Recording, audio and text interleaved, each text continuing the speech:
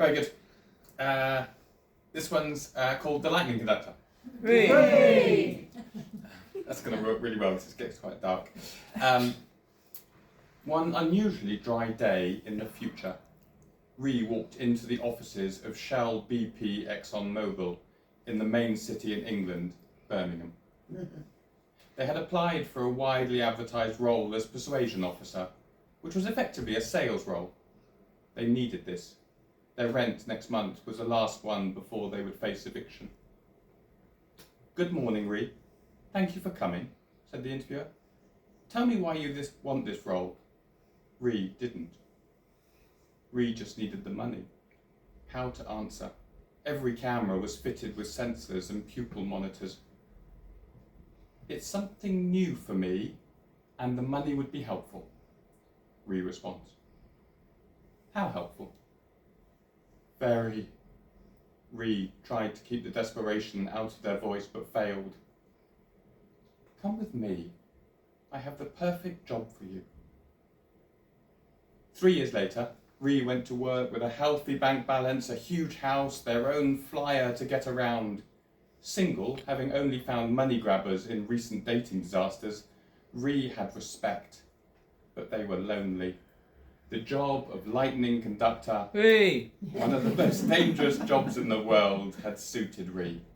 Travelling up in the airship during a storm, which was most days now, and positioning the ship at the point where lightning struck, capturing the power and rerouting it to Tesla stations on the ground.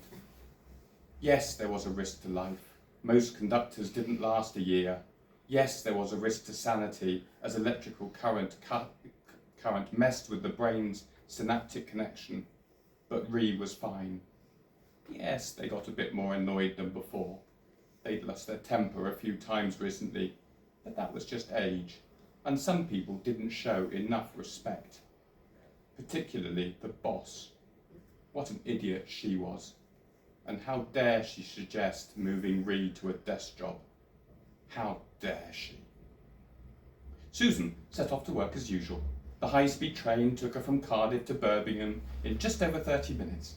She loved her job, and today the decision as to whether she could join the main board would be made. She hoped John would take his phone to the indoor golf club so she could reach him. She didn't deserve him, really. He did everything for her and the kids. Being in Wales meant they were allowed more than 2, and they were now proud parents of 6 children, 2 already at university. Her success was down to the appointment of the current conductor. The company was now capturing all the country's energy needs, but she needed to save Ree from themselves.